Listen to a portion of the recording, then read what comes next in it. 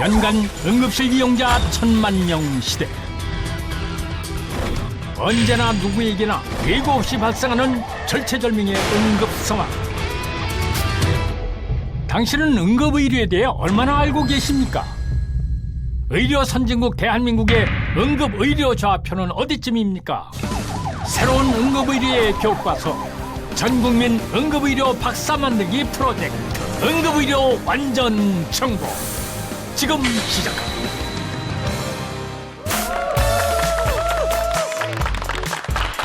전 국민을 응급의료 박사로 만들어줄 단 하나의 프로그램, 응급의료 완전정복! 안녕하세요. 응급의료 완전정복의 진행을 맡은 박지윤입니다. 반갑습니다.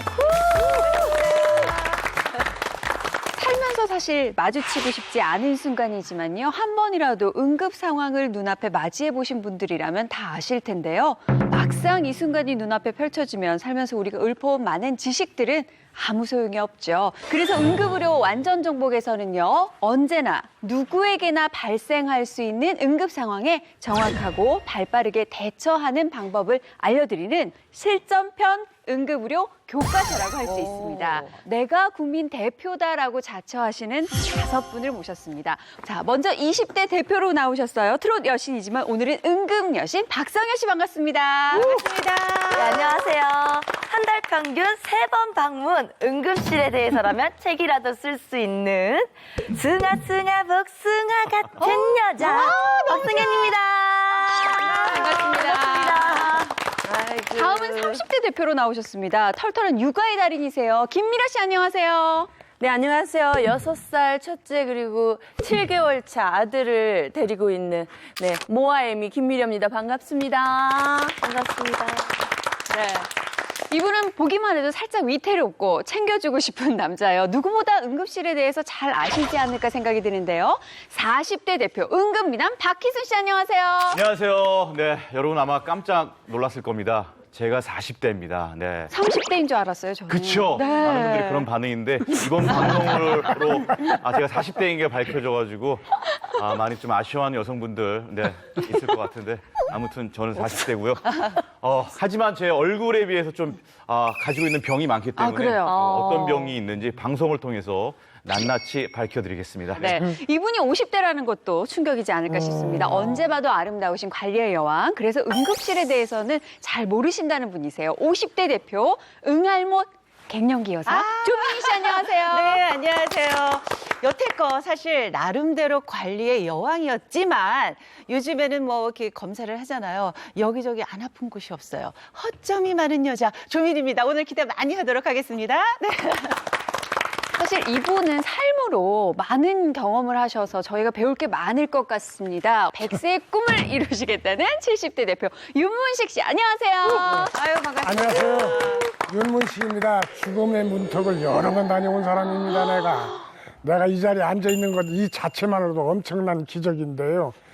한 번뿐인 인생, 그래도 이 세상에 나왔으면 병원 신세를 지더라도 100세까지는 살아야 될 것 아닙니까? 그래서 내가 오늘 열심히 공부하려고 나왔습니다. 이분들과 함께 전 국민을 행동파 응급의료 박사로 만들어주실 든든한 전문가 군단 3인을 소개해드리겠습니다. 먼저 응급의학 전문의 윤순영 선생님 안녕하세요. 안녕하세요. 저는 국립중앙의료원 중앙응급의료센터에 있는 윤순영이라고 합니다. 반갑습니다.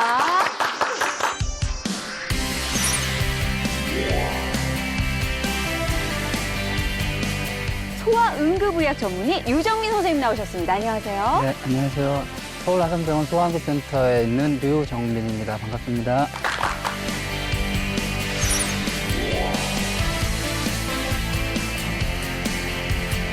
119 구급대원 이지현님 안녕하세요. 부산을 안전하게 부산진 소방서에서 근무하고 있는 구급대원 이재현입니다. 반갑습니다.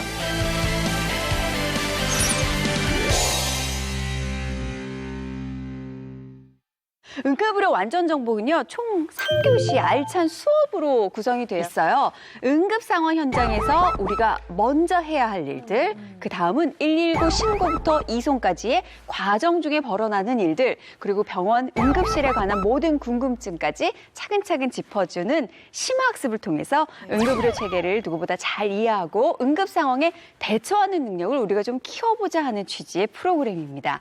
저는 모든 분들이 건강하다고 생각하시는데 저에게는 또 어깨에 습관성 탈골이 있습니다. 아, 그래요? 아이가 이제 한순간에 와! 하고 뛰다가 계단으로 두두두두두 어머 어떡해. 윤문식 졸도 영상을 쳐보면 나오는 건데 저 때부터 난 기억이 안 나거든요. 대부분의 사고는 한 70% 이상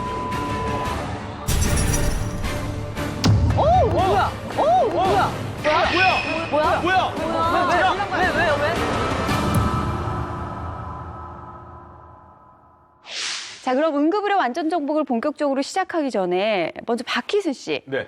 응급이 뭘까요? 응급. 제가 문과 출신이거든요. 뭐 문과하고 무슨 상관이 있어요? 갑자기요? 단어의 뜻을 잘 풀이할 수 있다. 네. 응급이라는 거는 좀 급하다. 그런 뜻이 아닐까 생각됩니다. 그럼 희순 씨가 살면서 제일 응급했을 때는 언제예요? 화장실 갈 아주 때 급하게 들어오시더라고요. 네네. 아무래도. 모두 칸이 차 있을 때 아무도 나올 생각을 안 할 때 너무 네. 응급하다. 이분이야말로 잘 아실 것 같아요, 윤문식 씨. 뭐 이 세상에 굉장히 응급한 일이 있지 않습니까? 그런데 여기 오늘 다루고자 하는 응급은 빠른 시일 내에 치료나 처치를 안 하면은 생명이 왔다 갔다 하는 위급한 상황을 응급 상황이라고 하지 않을까요? 오, 지금 그러니까 윤수영 저기 선생님 앉아 계신 약간 분들이 좀- 다 그렇다 하라고 네. 이렇게 끄떡끄떡 하는 거 보니까 맞는 데다 같은데. 아, 그러네요. 예, 예. 사실 많이 들어봤지만 설명을 막상 해보라고 하면 네. 응급과 응급 의료에 대해서 잘 얘기할 수 있는 사람이 별로 없을 거예요. 응급 환자는 무엇이고 응급 의료는 무엇인지 쉽게 한번 설명 부탁드립니다. 네, 말씀해 주신 대로 응급이라는 거는 급한 상황에 대처하는 거고요. 그래서 응급 환자는 즉각적인 조치가 필요한 그런 질병이나 손상을 입은 환자를 말합니다. 저희가 보통 의료라고 하면 병원에서 이루어지는 진료만 생각하는데 응급의료는 응급 환자가 발생한 그 시점부터 응급 상황에 맞는 모든 치료가 이루어지기까지의 과정을 말하기 때문에 증상이 발생한 그런 현장에서부터 시작이 되는 거죠. 그래서 119에 상담을 요청하고 119가 출동을 해서 구조나 응급처치를 하는 그런 병원 전에서 이루어지는 단계, 그리고 병원으로 이송하는 단계, 그리고 병원 내에서 처치가 이루어지거나 진료가 이루어지는 모든 그런 행위가 다 응급의료에 포함된다고 할 수 있습니다. 네. 일반적인 의료와 달리 응급 의료는 폭이 좀 넓죠. 네.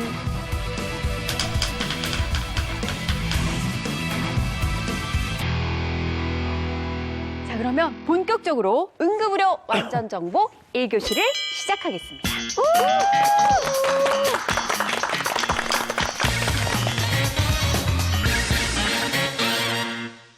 자, 시작부터 우리 국민 대표 5분께서 자칫 응급의료의 전문가라고 자신하셨잖아요. 그동안 살아오면서 과연 어떤 응급 상황을 겪으셨는지 좀 궁금해요.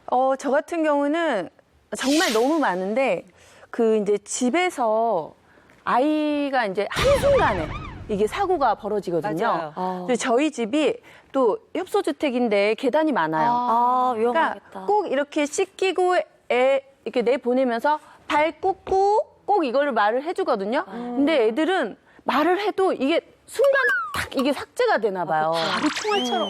그러니까 씻고 나니까 기분이 좋아가지고 와 하고 뛰다가 계단으로 두두두두두 쿵쿵쿵쿵 거예요. 와 진짜 그 순간 그냥 얼음이 돼요. 맞아요. 부모는. 네, 그래서 괜히 나 자신도 탓하게 되면서 애한테 화를 내게 되잖아요. 화 정말 많이 내요.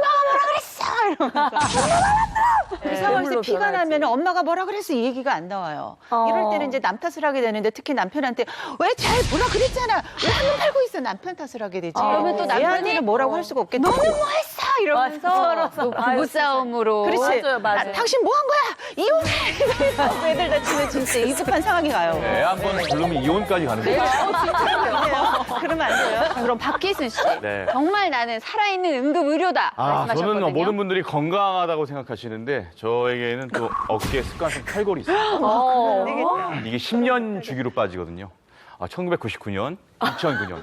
바로 올해입니다. 올해 올해 혹시 잘 상반기에 있었나요? 없었습니다. 이제 너무너무 빠지는 거 아니에요? 이제 곧. 불안하거든요. 2009년도에 개콘 연습을 하다가 네. 이렇게 연습을 하다가 빠져가지고 앰뷸런스를 타고 여의도 근처 병원까지 가는데 방지턱을 넘을 때마다 너무 아파가지고 근데 많이 탈골이 되는 분들은요, 혼자서 막 이렇게 맞춘다고 맞아요. 그러는데. 네, 멜 깁슨을 맞히거든요. 네. 그래서 저는 못 맞추더라고요. 멜 깁슨을 맞히는데 저는 의사 선생님 3분이 와도 못 맞춰갖고 한 대여섯 명이 모여서 맞췄어요, 진짜로. 그래서 죽음의 문턱까지 가보지 않은 사람은 그런 얘기를 안 하면 좋겠어요. 왜냐면은 네. 저는 그 무슨 뭐 튜브? 그 윤문식 졸도 영상을 처음 나오는 영상이 뜨나요? 네, 그걸 또 너튜브에. 준비하셨는지 모르겠는데 그 보면서 설명했으면 좋겠는데 네. 아니 근데 진짜. 공연 중에 있었잖아요. 독산적 젖들이고 난적불 공연 중에 있었잖아요. 갖춰놓고 전혀 공연하시다가 지금 괜찮으시대요. 보면 노래도 하시고. 네. 그런 거 나타나서 그때부터 이상한 거예요. 아니에요 지금? 예. 아 갑자기 몸에 힘이 풀렸구나. 어머 왜 그러시죠? 갑자기 정신을 잃으신 거예요? 몰라요. 저 때부터는 기억이 안 나거든요. 어머 그냥 실내 나가셨구나. 어떡해. 아이고. 우와. 저 때가 몇 년 전이셨어요? 작년이죠. 얼마 안 되셨구나. 얼마 안 됐구나. 예, 재작년 11월에 그 폐암 수술을 했어요. 한 40%를 이렇게 떼내고 있는데 공연을 미리 잡아놨으니까 어쩔 수 없이 가야 되는데 가다 보니까 저렇게 된 거예요. 그래서 웬일이야. 내가 왜 그런지도 모르고 그러고 이렇게 눈을 떠보니까 이거 보이느냐고 하나 둘 이렇게 하는데 네, 네. 그러니까 다행히 공연장 옆에 이제 응급실이 이제 그 있으셨구나. 버스 한 대 대들어가지고 다행이시네요. 있는데 사람이 네. 항상 내 나이 때쯤 되면은 그럼요. 요만한 거 가지고도 또 그런 일이 일어날 것 같으니까 그런 아찔한 그래서 선생님들 경험을 나온 김에 통해서. 충분히 좀 공부해가지고 맞아요. 좀 몇 년 더 살라고 내가 이렇게 오래 사셔야죠. 오래 사셔야죠. 100세의 꿈을 이뤄주셔야죠. 예. 그러니까 윤문식 선생님 같은 그런 사례를 통해서 응급의료 또 응급조치의 중요성을 저희가 너무나도 맞아요. 공감할 수 있었습니다. 자, 근데 여러분 화면에 뜬 키워드를 한번 봐주시겠습니까?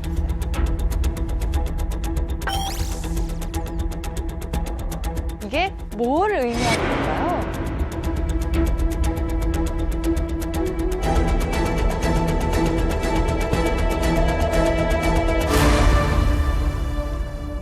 아홉 시. 9시, 오전 9시, 아침 9시. 월치. 8월에 제일 많이 응급 환자가 8월에 제일 많이 일어난다. 맞아. 여름에 아침 응급 환자가 많다고. 네. 굉장히 좋은 접근이에요. 아침 아침 9시. 월요일 날 월요병이라는 게 있잖아요. 월요병. 사람 직장인 다니는 분들은 그 직장에 그 월요병에 대한 스트레스가 있거든요. 그러니까 아침 9시에 이제 출근하려면 스트레스가 너무 많은 거예요.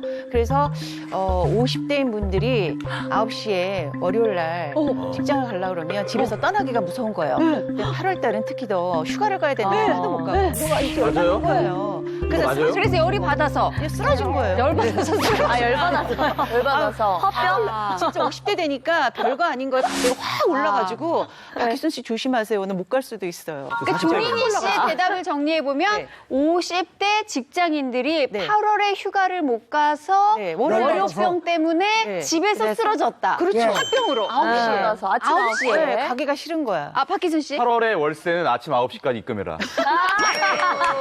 왜 입금 안 했어요? 50 입금해라. 입금했어요? 네, 입금했죠. 네. 박성현 씨는 사실 8월을 제일 많이 생각하셨거든요, 처음부터? 네. 그러니까 8월 달에 아무래도 여름 휴가도 많고 이러다 보니까 사람들이 많이 피서 즐기다가 좀 다치실 것 같아서 아마 8월 달에 가장 많이 사람이 다치지 않을까. 여러분들이 말씀하신 게 사실 거의 맞습니다. 이 통계는 소방청이 조사한 2018년도 구급활동 통계에 따른 키워드인데요. 놀라운 사실들이 있었어요. 1년 중 119가 출동해서 환자를 가장 많이 맞이하는 달이 8월. 네. 그리고 요일별도요. 월요일 이송 환자가 15.4%로 가장 많았고요. 시간대별 이송에서 오전 9시에서 10시 사이가 5.9%로 가장 많았다고 합니다. 이송된 장소는 역시 집이 가장 많았습니다. 의외였죠. 저는 좀 길이나 사실 도로에서 이송된 환자가 월등히 많을 줄 알았는데 집에서 이송된 환자가 50% 이상으로 가장 많았습니다. 네. 집이 참 중요하네요. 그러니까 저희도 아이들 키워보면은 애들이 바깥에서도 많이 다치기는 하지만 집은 안전할 거라고 그러고 엄마 아빠가 약간 방심할 때 있잖아요. 그럼요. 그때 진짜 많이 다치거든요. 우리 둘째도 집에서 이렇게 보고 있는데 그 눈앞에서 다쳐가지고 응급실로 갔다 온 적이 있을 정도로 집이라는 곳이 안전하지만 굉장히 좀 조심해야 되겠다. 항상 눈을 팔면 안 될 것 같다는 생각이 드네요. 확실한 건 50대가 17.3%로 가장 많은 빈도수를 차지했습니다. 굉장히 겁이 나네요. 제가 50이 됐거든요. 그러니까요. 스트레스일 것 같아요. 30대처럼 안 보이지만 50대가 됐기 때문에 굉장히 겁이 나네요. 죄송합니다. 나도 모르게 뭐라 그랬어요? 눈에서 레이저 나오셨어요. 뭐라 그랬어요? 속으로 말한다는 게 방심 이런 것도 있지 않을까요? 내가 아직은 50 건강하다고 그렇죠. 자신하는 나이죠. 있고 네. 차라리 노인들은 조심들 맞아요. 하거든요. 맞아. 또 그런데 오히려 그 방심, 건강만큼은 내가 자신 있어라는 그런 착각 이런 것들 때문에 그렇고 그렇게 될 수 있으면 50대에 여름에 월요일 날은 대개 집에 안 있는 게 오래 사는 방법이네요. 일요일 날 저녁에 집에 안 들어오시는 걸로. 화요일 날 들어오는 걸로. 네. 이 분석이 맞나요, 지금? 건너뛰고. 제가 봤을 하는 게 좋을 것 제가 같아요. 봤을 다 때 같이. 포인트가 잘못된 것 포인트가 같아요. 잘못된 것 같죠? 네네. 예? 일단 그 9시, 아침 9시라고 표시가 돼 있는 건 보통 주말에 네. 이제 병원이 이제 응급실을 제외하고는 운영이 안 되기 때문에 참았다가 조금 저 의문스러운데요. 네네. 일요일 날 저 의급 상황이 왔으면 그게 의급 상황이면 일요일 날 처치해야 되는데 월요일까지 기다릴 수 있다면 그 응급 상황이라고 볼 수 없잖아요. 그렇죠. 네. 그런데 왜 지금 선생님께서는 그렇게 그러니까는 이제 참는 거죠. 뭐라 하지 마세요. 이거 싸우시면 안 돼요. 부산에서 저희 이제 오셨는데. 국민들이 그 이제 119를 이용하시는 분들이 예. 또 선생님이 말씀하신 것처럼 비응급인데도 불구하고 또 119를 또 타고 구급차를 타고 가려고 하시는 분들이 많기 때문에 이런 현상들이 아직까지 좀 남아 있는 것 119 같습니다. 이용을 안 하려고 혹시 119 이용하는데 뭐 비용이 드나요, 이렇게? 우리나라 같은 경우는 무료고 일부 미주 지역 같은 경우에는 비용을 지불하셔야 됩니다. 진짜 그래야지. 궁금했었는데. 궁금한데요. 그럼 그 이동 중에 응급 처치할 때 들어가는 약품이나 이런 것도 또 혹시 있을 수도 있잖아요.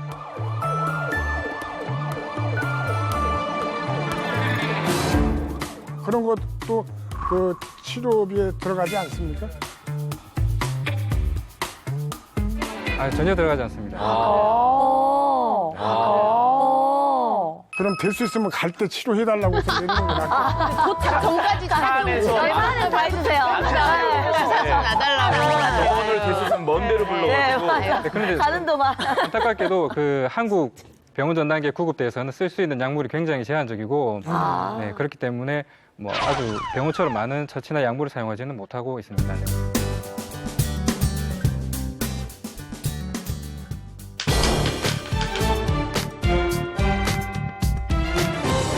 자, 응급실 이송 인원 발생에 대한 통계 자료를 저희가 잠깐 봤는데요. 사실 그보다 더 궁금한 건 어떤 증상 때문에 가는지가 더 궁금하지 네. 않으세요? 네. 2018년 응급실 방문 다빈도 증상 베스트 7을 여러분께 공개하도록 하겠습니다.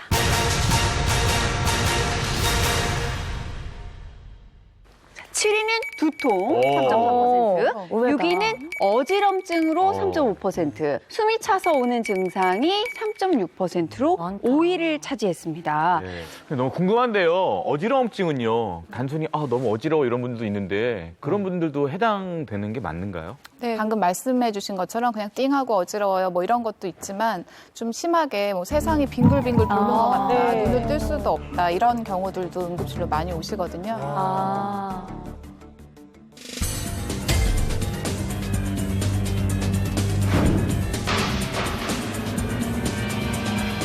1위부터 4위까지는 어떤 증상들일까요? 저는 8월 달에 많다는 게 나왔었지 않습니까?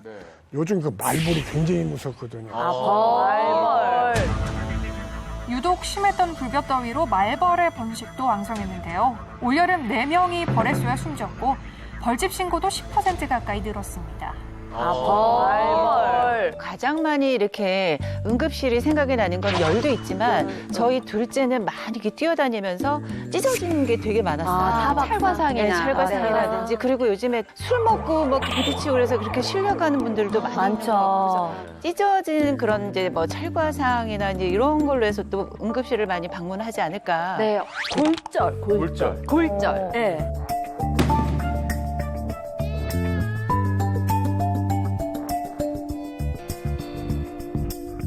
자, 그러면 여러분들이 말씀하신 증상이 있었는지 4위부터 한번 아니, 공개를 정답을 맞춰봐도 해볼까요? 될까요? 정답! 맞춰보세요. 네. 아예 1위를 맞히시겠어요? 네, 뭐. 자, 박기순 씨가 만약에 1위를 맞히신다면 네네. 점심을 사드리겠습니다. 아, 진짜요? 알겠습니다. 누구요? 이분한테만 사는 겁니까? 네, 다 사요. 다 사야죠. 박기순 씨가 이걸 못 맞힐 경우는 그쪽에서 밥을 사야 되는 그러니까. 거예요. 갑자기요? 서든니? 저가 응급실을 같이 저희 아버지 때문에 또 몇 번 간 적이 있는데 네. 아버지가 협심증 때문에 가셨거든요. 아. 네, 응급실에 오는 50% 이상의 환자들이 심장 관련 질환으로 오신다고 저는 얘기를 확실히 들었거든요. 심장 관련. 심장 관련. 네, 협심증을 비롯한 네. 심장 관련 흉통이죠. 질환으로 온다. 네. 그게 1위입니다. 1위. 네. 자, 그러면 4위부터 공개합니다. 요즘 그 발볼이 굉장히 무섭거든요. 찢어지는 그런 이제 뭐 찰과상이나 이제 이런 걸로 해서 또 응급실을 많이 방문하지 않을까. 골절.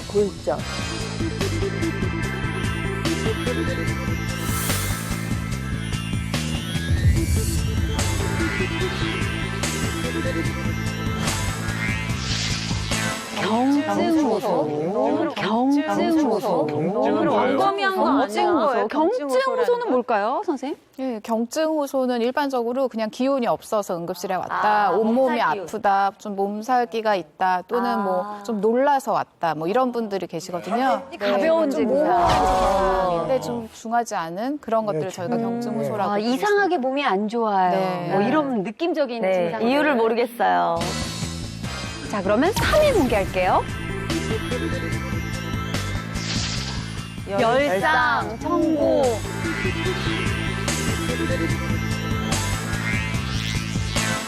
아까 조민희 씨가 말씀하셨던 것도 여기에 들어가나요? 해당될까요, 혹시? 뭐 찢어진다거나? 찔리거나. 찔리거나. 미안해요. 미안. 역시 경험치로 3위를 맞추셨습니다. 자, 두 개밖에 안 남았어요. 이렇게 되면 박희순 씨가 밥을 사느냐, 제가 밥을 사느냐. 자, 2위는요? 어떤 증상으로 많이 응급실을 방문하실까요?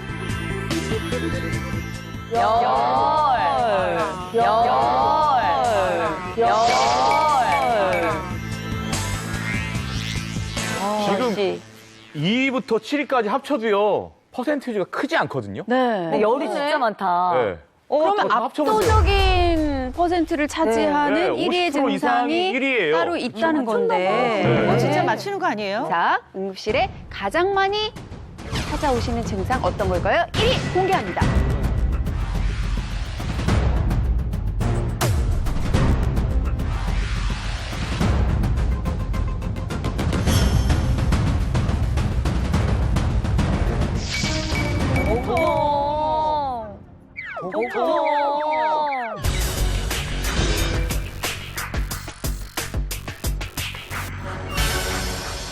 이게 서울 지역만 해당되는 건가요? 전국 다 속한 거예요? 대한민국 다요? 대한민국 2018년도 통계입니다. 심장 관련 질환 분들이 많이 좋아지셨나 봐요, 대한민국.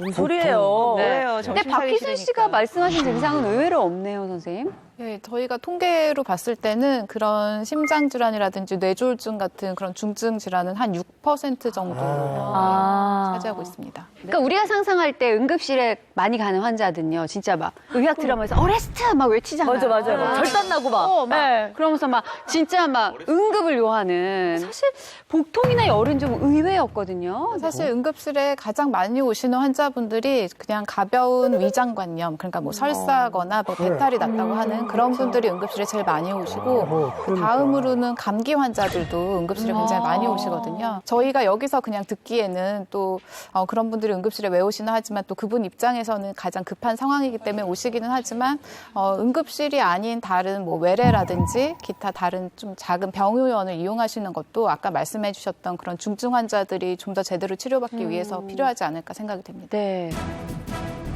70% 이상의 애들도 사고는 일어난다고 되어 있어요. 놀다가 이게 목이 감겨가지고 사망하는 그런. 사망. 네네. 또 어디다가 해야 돼요? 가슴 압박을? 그 위에 손가락 2개를 얹고 이렇게 누르시면 됩니다. 전 사실 손톱까지 가져가야 될 거라고. 발바닥을 손가락으로 이렇게 튀겨서 발바닥을.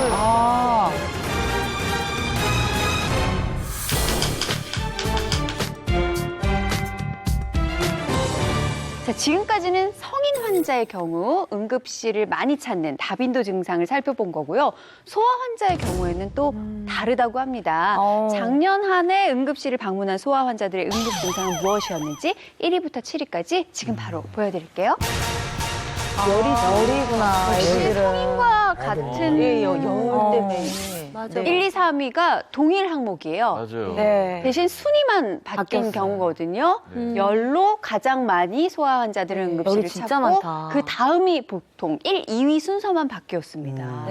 근데 애들은 열이 압도적이네요. 맞아요. 근데 진짜 아이들 키우다 보면 가장 많은 게 열이었거든요. 맞아. 열이 무서워. 근데 저는 응급실을 너무너무 막 데리고 가야 되는 그런 위급한 상황이라고 생각을 했는데 저희 남편은 못 가게 하는 거예요. 가봤자 뭐 특별하게 해주는 게 없다. 그냥 다 벗겨놓고 맞아. 미지간 수건에다가 다 닦아내서 열만 내리는 정도니까 왜 자꾸 병원에 가려고 하느냐고. 그래서 이제 남편 말 듣고 가진 않았지만 많은 분들은 열만 나도 막 응급실 진짜 많이 데리고 갈 것 같아요. 사실 엄마들에게는 그런 엄마들. 얘기가 이렇게 돌고 있어요. 열이 제일 무섭다. 네. 열 경기를 한번 일으키면 회복할 수 없는 지경에 이를 수도 있기 때문에 열이 나면 무조건 응급실을 가라 하는 게 이제 엄마들 사이에 공유하는 정보거든요. 유정민 선생님 어떨까요? 열이 이제 처음 나면 보통 이제 엄마들이 이제 경험이 없으시다 보니까 이제 너무 걱정이 되니까 이제 바로 열이 났을 때 바로 응급실을 데리고 오시는데 일단 열 자체는 이제 우리 몸의 정상적인 면역 반응 중에 하나이기 때문에 발열 자체 때문에 이제 응급실에 꼭 가야 하는 경우는 사실 잘 없습니다. 그래서 새벽이나 밤에 열이 나더라도 다음 날 이제 동네 병원에 사실 가시는 게 사실은 더 맞는 게 되고요. 39도, 40도 열이 나더라도 큰 일이 없는 경우가 많이 있고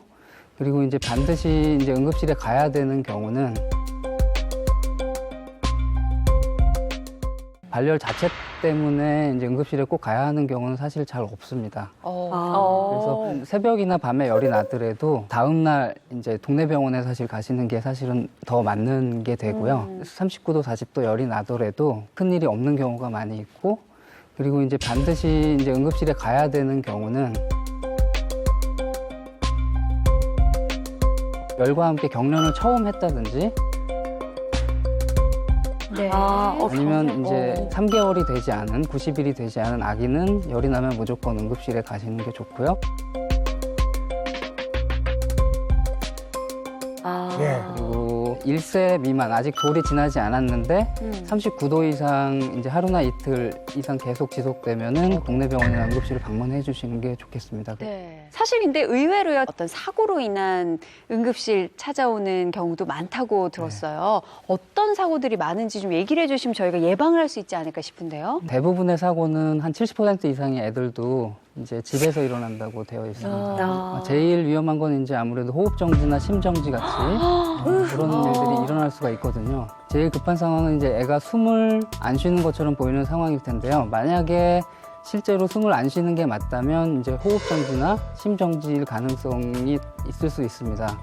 이럴 때는 애를 흔들어서 이렇게 깨워보거나 아니면 어깨를 치거나 아니면 애기들 같은 경우는 발바닥을 손가락으로 이렇게 튀겨서 자극을 해서 반응이 확실하게 있지 않고 잘 모르겠다 하면은 그냥 바로 가슴 압박을 시작하시는 게 좋습니다. 그래서 제가 이제 한 가지 강조하는 격언이 있는데요.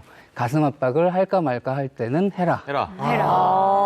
또 어디다가 해야 돼요? 가슴 압박을 해야 되는데 그게 가슴이다 중요할 것 그랬죠. 같아요. 가슴인데도 여러 부위잖아요. 네. 뭐 어디를 해야 되나? 가운데를 보통 하잖아요. 네, 이걸 좀 설명해 주시면. 보통 그 젖꼭지 있지 않습니까? 네. 요두를 이렇게 가로질러서 그 위에 손가락 2개를 얹고 이렇게 누르시면 됩니다. 네, 이렇게. 깊이가 사실은 성인은 5.5에서 6cm인데 애들 같은 경우도 4.5에서 사실 5cm라서 크게 차이는 없는데 애들 가슴 앞뒤 사이즈. 3분의 1 이상. 작은 아이의 경우에는 저렇게 두 손으로 이렇게. 두 손으로 압박할 수 있겠네요. 저렇게 누워서. 그러면 마우스 투 마우스도 해야 되나요? 그러니까 아기들 같은 경우에는 인공호흡을까지 잘 해주실 수 있으면 좋은데 당황하고 정신이 없을 때는 그냥 가슴 압박만 해주시면서 119 대원님께서 오시는 걸 기다려 주셔도 충분히 효과를 보실 수가 있고요. 물론 119에 전화하고 나서 저걸 해야죠. 요새는 사실은 휴대폰이 바로 있기 때문에 예. 거의 동시에 시행할 수가 그치, 있어요. 스피커폰에서도 네, 이렇게. 맞습니다. 네. 근데 선생님, 애들은 막 다 집어서 입속으로 넣잖아요. 맞아요.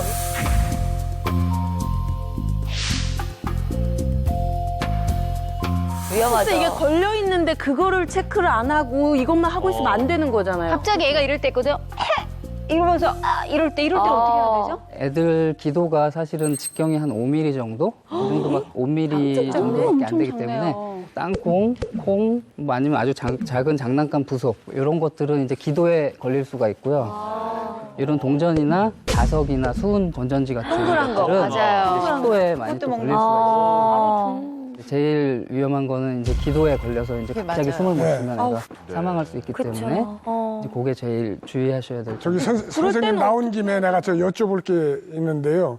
그 라는 그 방송국에서 설날 특집으로 네. 1점이 빨리 먹기 대회하다가 그 유명한 그 성우가 죽은 사건. 네, 맞아요. 기억나요. 여기에 걸렸을 때 급하게 하는 방법이 없을까요? 그러니까 기도에 이거를 걸렸을 때. 이게 목에 뭔가 걸렸을 때 뭐 아이뿐만 아니라 네. 어른들도 돌아가신, 사실 어른인데. 그렇죠, 위험하거든요. 응급 처치할 수 있는 방법이 있다면요? 그 많이 아시겠지만 하임리법이라고 네. 아이고. 네, 그 환자 뒤쪽에 주먹. 해서 안고 네, 이렇게 해서 상복부 위쪽으로 이렇게 올려서 이렇게 복압을 올려서 이렇게 막혀 있는 기도를 이렇게 이물질을 밖으로 빼는 방법이 있습니다. 네. 다급하면 엄마들이 하는 게 등을 진짜 그냥 팍 네네. 때리거든요. 등만 아프거든. 등 때리는 건 어떤가요? 1세가 넘은 애들에서만 사용하셔야 되고요. 이제 아직 돌이 안 지난 애들은 이제 간이 상대적으로 크기 때문에 복부를 주먹으로 이렇게 하면은 간이 손상받을 수가 있어서 이렇게 앉아 있다가 먹다가 갑자기 킥킥 뺐다. 네. 그러면은 이렇게 가슴으로 손을 받치시고 약간 아래쪽을 보게 하신 다음에 등을 5번 쳐줍니다. 쳐주시고 다시 돌려서 아까 가슴 압박했던 방법으로 5번 해주시고 다시 돌려서 이 방법을 119 대원님이 오실 때까지 오실 때까지. 올 때까지. 하는데 애가 의식이 없어지면은 아까 호흡정지 상황하고 거의 같아지는 거기 때문에 그때는 애를 눕혀놓고 가슴 압박만 하시면 됩니다. 아기가 입에 뭐가 들어가는 걸 봤어요, 엄마가. 그러면 그 순간 엄마는 소머즈가 됩니다. 오. 그래서 아기 턱을 팍 잡고 들어간 거를 손으로 이렇게 확 빼려고 하거든요. 애 입을 벌리죠. 네, 이렇게 해가지고. 손으로 빼려고 하는 방법 괜찮은가요, 선생님? 그게 일단은 입을 벌리고 나서 이물을 확인하고 보이는 걸 제거하는 거는 괜찮은데요. 보이지 않는데 그냥 혹시 빼려고? 깊이 있는 거를 뺄 수 있지 않을까 해서 이렇게 보이지 않는 것을 시도하는 것은 이제 금기로 되어 있어요. 혹시 뭐가 있나 하고 손을 넣었다가는 아예 들어갈 네, 수 더 있기 밀어서 때문에. 넣을 수 있고. 근데 애들이 입안으로만 넣는 게 아니라 귓구멍으로도 넣거든요. 그렇죠. 그럴 경우는 어차피 엄마들이 빼려고 노력을 해야 돼. 이렇게 보면 보이거든요. 저희 조카의 경우에는 실제로 옥수수가 신기하다고 콧구멍에 계속 넣어서 맞아요. 수십 개를 넣은 요 그래서 코가 퉁퉁 부어서 응급실을 간 적이 다리 예. 근데 귀나 코에 네. 사실 이물이 들어간 경우는 이물의 날카로운 부분이나 이런 데 귀나 코가 다칠 수 있고 네. 특히 코 같은 경우는 피가 기도로 넘어가서 또 위험해질 수 있기 때문에 이제 코나 귀의 이물도 응급실을 가시는 게 맞습니다. 근데 이제 아이들이 또 찢어지는 사고도 많이 나지 않아요? 저희 딸 같은 경우는 밖에서 놀다가 넘어졌는데 아우 까당. 여기 있죠. 아이고. 이거 연결된 거. 네네네. 고기가 찢어져가지고 피가 이렇게 나오고 있는 거예요. 근데 그나마 그거는 자연적으로 붙는다고 맞아요. 해서 뭘 별다른 걸 안 했는데 진짜 막 상상도 하기 싫은 거 있죠. 막 얼굴이 찢어진다거나 이런 데 찢어지면 요럴 때는 어떻게 해야 돼요, 엄마가? 우선 지혈부터 해야지. 네, 맞습니다. 압박지혈이 제일 좋은 방법인데요. 압박지혈이라는 것은 이제 손으로 눌러서 이제 피를 안 나오게 해준다는 건데 우리나라 수돗물이 굉장히 깨끗하기 때문에 가급적 흐르는 수돗물에 상처를 씻어주면 실제로 소독처럼 효과가 있고요. 그 다음에 이제 깨끗한 꺼즈나 수건을 이용해서 5분에서 10분 이상 눌러주게 되면은 지혈 효과를 보실 수가 있습니다. 네. 그러니까 사실 가장 좋은 건 그런 위급 상황이 생기지 않게, 응급 상황이 생기지 않게 저희가 안전한 조치를 하는 거지만 저희가 이제 말씀드린 이런 단계를 위급한 상황에 기억만 하셔도 훨씬 소중한 생명을 지킬 수 있지 않을까 하는 생각이 듭니다.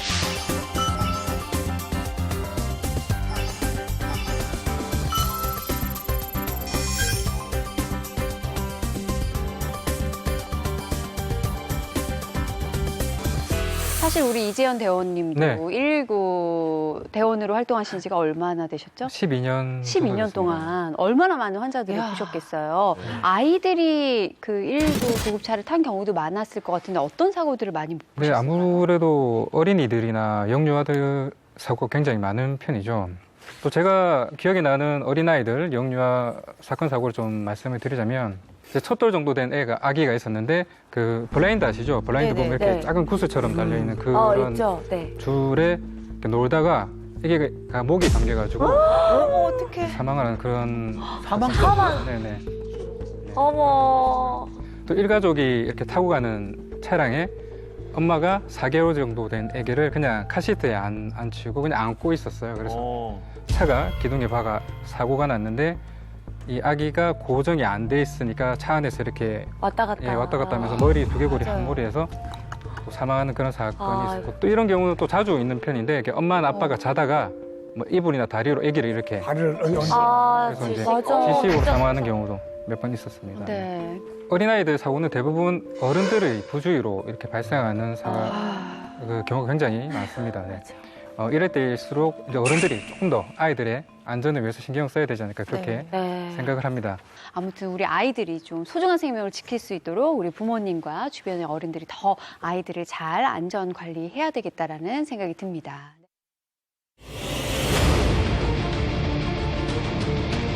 실제 상황이에요. 어지럽다고? 여보! 어머머머. 빨리 불러야죠. 뭐부터 해야 되지? 전화를 끊지 말고 119 구급대에 도착할 때까지 중증 외상 환자 같은 경우는 1시간 이내에 선생님, 제가 되게 어지러운데요, 지금. 네. 심장이 너무 빨리 뛰면 어떻게 되는 거죠? 그런 증상이 있다면 어머머머머머머. 어떻게 해야 돼? 바로 병원에 가보시는 게 좋습니다. 불안불안하네요, 진짜. 응급 상황이 많이 발생하는 때와 장소, 증상까지 저희가 두루두루 알아봤고요. 이제는 실전편으로 좀 들어가 보겠습니다. 실제 상황이에요. 자, 먼저 화면으로 만나볼게요. 어느 일요일 오후 여느 때와 다름없이 한가로운 휴일을 보내던 김 씨 부부. 아이고. 여보, 배고프다. 밥 먹자. 그러자. 조금만 기다려.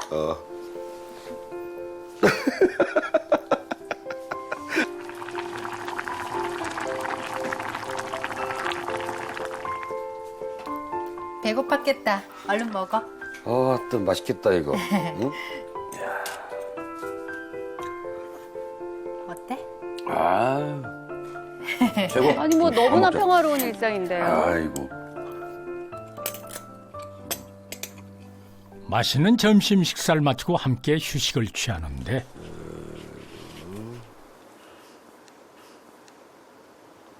바로 그때 갑자기 어지럼증을 느낀 김 씨. 아내에게 어지럽다고 말하려는 순간 어지러워. 어지럽다고? 갑자기 발음이 뇌졸중 아니고? 그래. 닥치 왜 그래? 병원 가봐야 되는 거 아니야?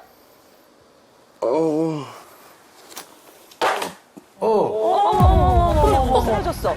여보, 어떻게 해야 돼? 괜찮아? 아니, 안 괜찮지. 빨리 불러야 돼. 여보, 어휴. 뭐부터 해야 되지? 여보. 여기서 문제입니다. 갑자기 어지럼증을 호소하며 발음까지 어눌해진 절체절명의 응급 상황. 다음 중 가장 먼저 해야 할 일은 무엇일까요? 1번 두통약을 먹고 잠을 잔다. 어지럼증? 2번 인터넷 검색을 통해 응급처치한다. 119죠? 지금 멀쩡하던 저희 남편이 3번 119에 전화를 걸어 상담을 한다. 과연 정답은? 네, 마지막에 갑자기 문제가 나와서 좀 놀라셨을 텐데요. 그러게요. 일단은 여러분이 생각하시는 답을 1, 2, 3번 중에 골라서 써주시면 됩니다. 되게 어지러운데요, 지금. 갑자기 어지러우시죠? 네, 어떻게 안 써져? 선생님 어떻게 이거 뚜껑도 안 열고 안 써지네? 사실 1, 2, 3번의 보기를 보면요. 네. 많이 이제 안타까워하신 경우도 있고 이미 정답을 아시는 듯한 분위기예요. 네. 자, 답을 다 적으셨습니까? 네. 하나, 둘, 셋 하면 정답판 들어주세요. 하나, 둘, 셋. 3번을 많은 분들이 선택하셨고 우리 조민희 씨만 다른 답을 쓰셨기 때문에 한번 주장을 들어볼게요. 일단은 119에 전화를 거는 것도 중요는 하지만 인터넷이 요새 굉장히 많이 발달되어 있기 때문에 우리 남편에 대한 병력을 거기다 적어버리면 어느 정도 응급처치할 수 있는 그 기사가 나와 있기 때문에 그러고 나서 응급처치한 다음에 바로 119에 신고는 해야 되겠죠. 다른 분들은 저기- 119에 먼저 상담한다를 선택하셨어요. 정답을 좀 바꿨거든요. 박희순 씨, 갑자기요? 어떤 심경이 그래요? 들어있어요? 기대가 돼요. 제가 저런 경우가 많았었어요. 실제로? 네. 어지러운 경우가 많았는데 보통 이제 어지러울 때 약 먹고 한숨 자면 쓰러졌는데요? 네, 괜찮아지더라고요. 네, 저도 뭐 지금 영영 말도 어눌한데. 말도 오늘 안 돼. 말도 못 하는데. 영영 눈 못 뜰 줄 알았는데 또 뜨더라고요. 다음날 아침에 눈 뜨고 또 생활하고 그러다가 또 어지러우면 또 약 먹고 네. 계속 약을 복용하고 있습니다. 어쨌든 생각보다 이 선택이 네. 많이들 일상생활에서 많이들 하는 선택이에요. 맞아요. 조금 어지럽다고 뭐 큰일이 있겠어. 맞아요. 괜찮을 네. 거야라고. 지금 쓰러졌잖아요. 그리고 저 같은 경우는 뭐 저를 도와줄 아내가 집에 없거든요. 아유, 제가 서치해야 되는데 그것도 너무 힘들기 때문에 마음이 약 아프다. 먹고 그냥 자요. 네, 바로 잡니다. 아유, 네. 치근하다. 어쩔 수 없는 선택이네요. 네. 우리 유문식 선생님께서는 경험이 많으시기 때문에 이 경우에 정답을 알고 계실 것 같아요. 저렇게 되면 제일 중요한 것은 사람이 당황을 해요. 맞아. 119 건다는 생각도 잊어버릴 때가 맞아요. 있고 112 하고 하물며 막. 저렇게 급할 때는 뭐 핸드폰 가지고 뭘 찾는다? 그건 또 상상도 못할 일이고 무조건 119를 걸고 나서 그 다음 행동을 취하는 게 좋지 않을까 이렇게 생각이 들어요. 네. 자, 정답을 그러면 확인해 보겠습니다. 정답을 공개할게요. 응급 상황 발생 시 가장 먼저 해야 할 일은 정답은 3번. 119에 전화를 걸어 상담을 한다. 네, 정답은 119에 전화를 걸어서 상담을 한다. 네, 네네네. 세 분이 맞춰주셨습니다. 이재현 대원님, 보통은 이제 구급차를 빨리 부를 생각하거든요. 네, 맞습니다. 조금의 네. 차이점이 있다면 전화를 걸어서 상담을 한다였거든요. 네, 맞습니다. 네. 이렇게 자신의 증상이 응급인지 아니면 비응급인지 잘 모를 때는 119로 전화를 하시면 119 상황실에 있는 구급상황관리사가 전화를 받아서 환자의 증상을 듣고 응급이 상황이라면 구급차를 이렇게 보내게 되고 비응급이라면 거기만 또 처치를 또 안내하거나 아니면 자차로 이렇게 병원을 가도 이렇게 안내를 하기도 하죠. 조사에 따르면은 응급실에 내원하시는 분들 한 80% 정도가 긴급 처치가 필요 없는 각종 그 경증 혹은 비응급 환자라는 조사 결과가 있습니다. 네. 그럴 때는 구급차를 안 보내는 경우도 있을 수가 있습니다. 저 영상을 보면서 진짜 겁이 많이 났었거든요. 제가 중년에게 접어들었잖아요. 중년분들이 알아야 할 놓쳐서는 안 될 초기 증상이 있다면 어떤 게 있을까요? 네, 일단은 중요한 게 아까 영상에서 보셨던 그런 것 같이 뇌졸중의 초기 증상으로는 발음이 어눌해진다든지 얼굴이나 팔다리에 마비, 힘 빠짐 이런 증상들이 올 수 있는데 보통 그런 거는 몸 한쪽으로 나타나게 됩니다. 그리고 갑작스럽게 눈이 안 보인다든지 두통이 생기거나 걷기가 힘들어진다. 또는 이제 의식이 변할 수도 있겠죠. 이런 게 뇌졸중 초기 증상이기 때문에 네, 빨리 신고를 해주셔야 되겠고, 두 번째로 이제 또 중요한 건 급성 심근경색 관련해서는 흉통, 즉 가슴이 아픈 증상이 굉장히 특징적인데 주로는 왼쪽 가슴이나 정중앙이 쥐어짜는 듯하다, 뭐가 꽉 누르는 것 같다, 이렇게 아픈 게 가장 전형적인 증상이지만 어깨나 팔이 아프다든지 그냥 뭐 속이 좀 안 좋다든지 이런 증상들도 같이 있을 수가 있습니다. 어쨌든 이런 것들이 있으면 바로 119 신고하시고 병원으로 가셔야 되겠습니다. 선생님, 심장이 너무 빨리 뛰면 어떻게 되는 거죠? 심장이 너무 빨리 뛰면 어떻게 되는 거죠? 빨리 뛰면 어떻게 되는 거죠? 어떻게 되는 거죠, 이렇게? 잠깐 여기 좀 벽 좀 쳐주세요. 벽 좀 쳐주세요. 정말. 사실 화면에 나왔던 그 순간은 저희가 뭐 뇌졸중을 의심할 수 있지 않을까 싶은데요. 이럴 때 골든타임이 중요하다라는 얘기 굉장히 많이 들었어요. 네, 저희가 일반적으로 1, 2, 3 이렇게 말을 하고 있는데 중증 외상 환자 같은 경우는 1시간 이내에 병원에 가서 최종 치료를 받으시는 게 좋고 심근경색 환자는 증상이 생기고 나서 2시간 이내, 뇌졸중 환자는 3시간 이내에 병원에 가셔야지 최종적으로 치료를 받으실 수 있고, 그렇게 하는 경우 생존율도 당연히 높일 수 있지만 나중에 후유증이라든지 합병증 발생률을 줄일 수가 있습니다. 네.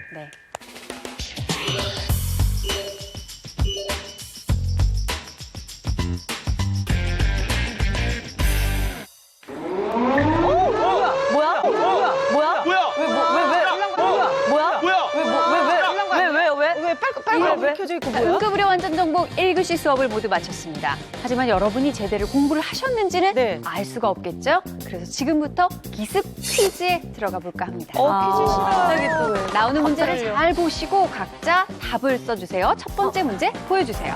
1교시 핵심 포인트 첫 번째 문제.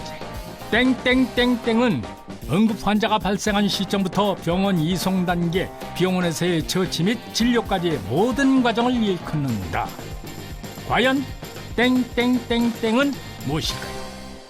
저희가 방송 초반부터 많이 언급했던 그 단어. 오늘 저희가 이 시간에 모인 이유. 자, 객관식이 아니어서 많이 당황하셨을 겁니다. 네, 진짜. 사실 주관식 그 자체만으로도 여긴 지금 응급 상황이거든요. 네. 나 이럴 줄 알았으면 안 나오는 건데. 그러니까 예전부터 참 테스트, 뭐 시험 이런 거 너무 싫어요. 자, 정답판 들어주세요. 윤문식 씨, 심근경색이라고 써주셨고요. 근데 심근경색이란을 넣어도 왠지 말이 되는 것 같고요. 네. 박희순 씨, 골든타임. 골든타임입니다. 네, 어떤 의미에서 골든타임 선택하셨죠? 저희가 계속 앞에부터 들었던 내용 중에 유일하게 이게 영어였어요.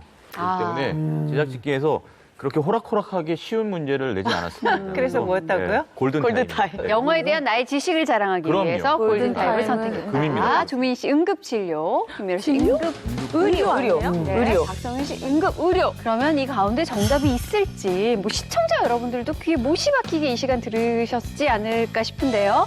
정답을 공개해 주세요. 그러니까 저도 골든타임. 응급의료란 응급 환자가 발생한 시점부터 병원 이송 단계, 병원에서의 처치 및 진료까지 모든 과정을 일컫는다.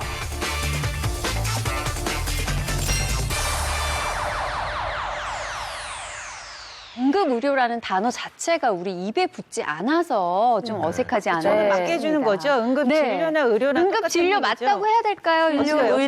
진료 의료? 아니, 그러면 좀 고민했거든요. 맞아요.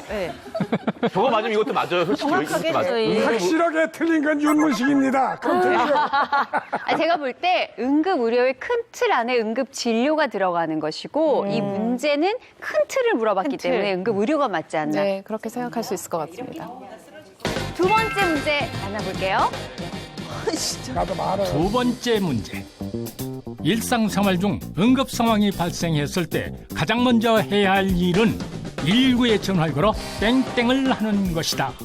여기서 땡땡은 무엇일까요? 뭐야 저거? 저희가 화면을 통해서 만나본 실제 사례에서 이 단어가 분명히 나왔었거든요. 요청을 했을까요? 질문을 했을까요? 무엇을 했을까요, 여러분? 자, 정답 들어주세요. 박상현 씨 상담, 박희순 씨 한탄. 네.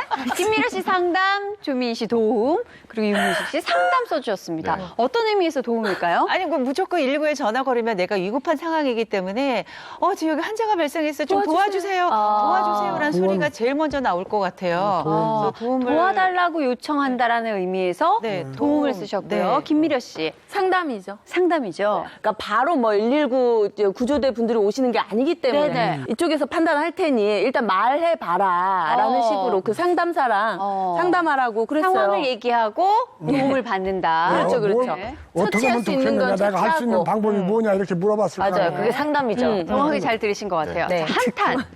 제 경험상 저는 119에 전화 걸어서 정말로 제 상황과 처지를 한탄했던 것 같아요. 그래요? 제가 이러고요. 이러고요. 네, 나한테 왜 이런 상황이 있어요? 그래서 혹시 울기도 했나요? 울먹거렸죠. 근데 실제로 한탄 때문에 그 119 상담사분들이 많이 힘들어하실 것 같기도 한데요. 그렇죠. 저렇게 한탄하시는 분들이 많죠.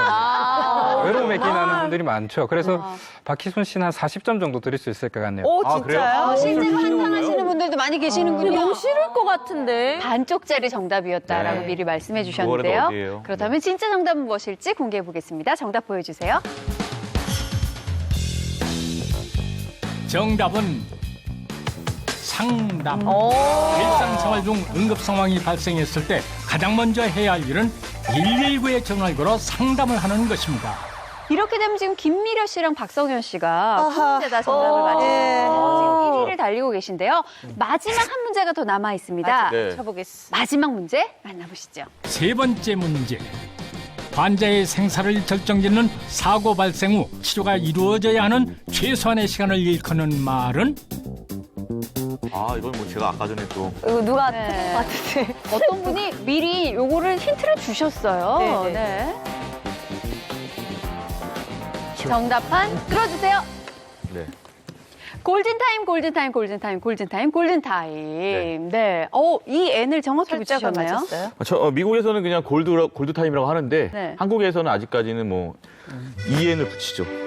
발음은 앞에 있습니다. 박희순 씨의 의견은 제작진의 견해와는 상관없이 밝히도록 하겠습니다. 박성현 씨, 오늘 수업을 제일 열심히 들으신 것 같아요. 아무래도 이게 황금 시간이잖아요. 그 시간을 놓치면은 이제 생사가 이제 가버리니까. 그래서 황금 타임, 황금 시간, 네. 골든 타임이 아닐까. 행사가 좌지우지 될 수 네. 있기 때문에 가장 귀한 시간 골든타임이라고 붙였을 것이다. 정답 공개해 주세요. 정답은 골든타임, 골든아워입니다. 골든타임, 골든아워. 이렇게 되면 5분 다 정답이었습니다. 축하드립니다. 네, 박성현 씨와 김미려 씨가 3문제를 다 맞히셨어요. 선생님, 이 정도면 어떻게 응급의료의 전문가들이라고 불러드려도 될까요? 그렇죠. 1교시를 완벽하게 통과하신 것 같습니다. 네, 1교시를 완벽하게 이 정도쯤이야. 네, 남은 시간도 여러분들과 유익한 시간 꾸며왔으면 좋겠는데 오늘 이 시간은 어떠셨어요? 네. 어디 가니까 한문으로 거, 안, 사, 위라는 말이 떠오르더라고요. 이렇게 편안하게 살 때 위험한 일을 항상 생각하라는 뜻인 것 같은데 우리 지금 얘기한 건 대개 다 아는 것 같거든요. 당장 닥치면 맞아요. 당황하게 돼요. 그래서 오늘 나온 요 몇 가지 이런 일은 자주 볼 수 있는 데다가 이렇게 붙여놓으면 그것도 좀 도움이 되지 않을까 이런 생각이 드는데 지금은 나한테 없을 거야 하는 순간일지라도 닥치면 저희가 말씀드렸던 이 모든 정보들이 여러분의 소중한 생명을 지킬 수 있다는 사실을 꼭 기억해 주셨으면 좋겠습니다. 자, 응급의료 완전정복 첫 회부터 저희 유익한 시간으로 꾸며봤는데요. 다음 주 2교시에도 더 유익하고 도움되는 정보로 찾아뵙겠습니다. 다 함께 외치면서 그럼 인사드릴까요?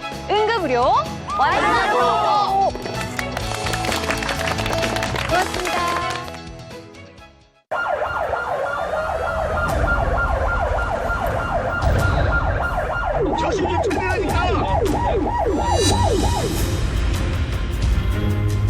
굴렀다든지 아니면 높은 데서 떨어졌다든지 문을 이렇게 열어봤더니 아빠가 쓰러져.